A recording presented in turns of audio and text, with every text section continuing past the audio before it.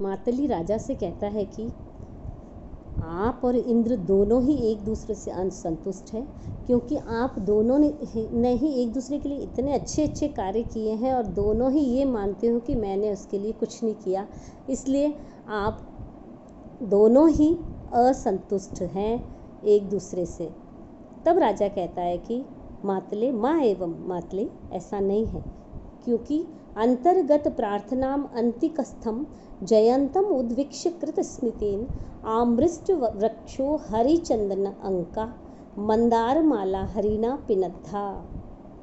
अर्थात अंतिकस्थम, समीप में ही स्थित, अंतर्गत प्रार्थनम, मन ही मन, मंदार माला के प्रार्थी, जयंतम, जयंत नामक अपने पुत्र को, उद्वीक्ष्य देख करके, कृत स्मितेन, कृत अर्थात कुछ, स्मित यानी मुस्कुराना, मतलब कुछ मुस्कुराकर, हरिणा इंद्र के द्वारा, आमृष्ट वृक्ष, वक्ष स्थल पर लगे हरि चंदन से चिन्हित, मंदार माला पिनद्धा, मंदार वृक्ष के पुष्पों की माला को पहना दी। अर्थात जब इंद्र ने सभी देवताओं के समक्ष ही मुझे अपने आसन पर बिठाया, उस समय जयंत भी समीप ही बैठा हुआ था। वह इंद्र के वक्ष स्थल पर पड़ी हुई मंदार माला की मन ही मन याचना कर रहा था। तब इंद्र ने बड़े ध्यान से देखा और यह जानकर कि वह इस मंदार माला को पाने की अभिलाषा कर रहा है, वो कुछ मुस्कुराए तथा उन्होंने अपने वक्ष स्थल पर अनुलिप्त श्रीखंड चंदन से अंकित मंदार फूलों की माला मुझे पहना दी, मेरे गले में डाल दी। तो अर्थात कि अपने पुत्र से भी अधिक उन्होंने मुझे स्नेह और सम्मान दिया, अतः मुझे कोई असंतुष्टि नहीं है।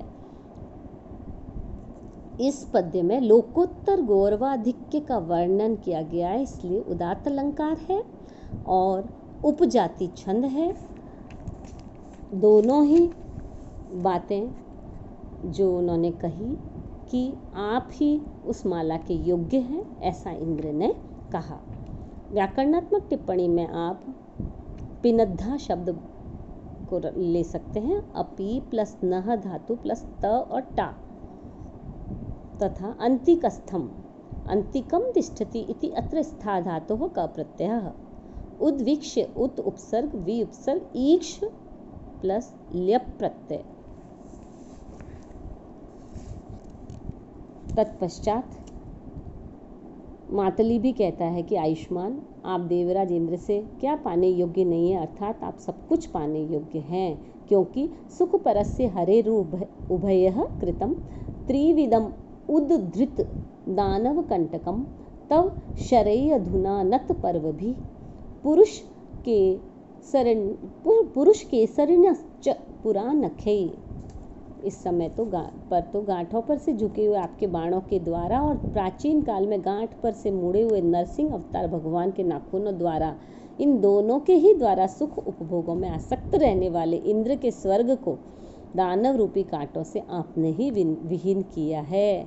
अर्थात इस प्राचीन काल में जिस प्रकार नरसिंह अवतार में भगवान के नखों के द्वारा हिरण्यकशिपु को मारकर की गई थी, उसी प्रकार वर्तमान समय में इंद्र की सहायता आपने उन दानव रूपी कांटों को उखाड़कर की है।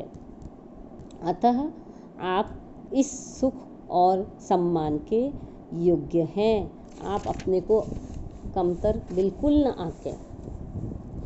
तब राजा कहते हैं कि इस विषय में तो वस्तुतः इंद्र की महिमा प्रशंसनीय है।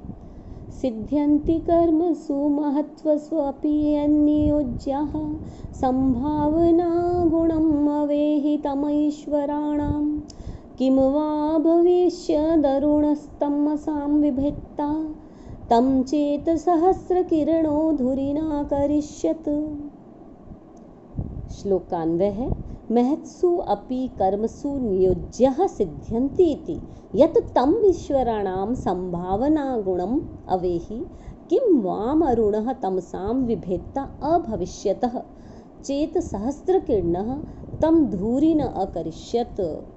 अर्थात कि महत्सु अपि कर्मसु नियोज्यः, बड़े बड़े कार्यों में सेवक जन जो हैं वो सिद्ध्यन्ति इति सफल हो जाते हैं, तथा यत तम ईश्वराणाम और उनको ईश्वर अर्थात स्वामी, उनके स्वामियों के संभावनाम गुणम अवेहि, गौरव के प्रभाव को समझो।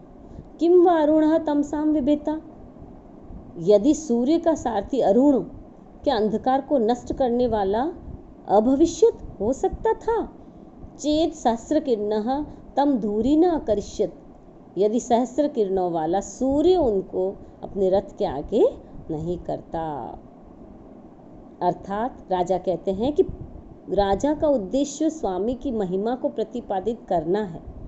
भाव यह है कि स्वामी महान हो तो उसके प्रभाव से संपूर्ण कार्य होता है, न कि सेवक के पुरुषार्थ से। यहाँ राजा दुष्यंत इंद्र की प्रशंसा के रूप में कहते हैं कि सूर्य का सारथी अरुण पंगु है, पैर रहित है, तथा उसमें स्वतः अंधकार दूर करने का सामर्थ्य नहीं है, परंतु उसके पीछे अनंत तेज किरणों वाले सूर्य की ताकत है जिससे अंधकार भागता है। उसी प्रकार मुझ दुष्यंत में दानवों को भगाने की योग्यता नहीं है।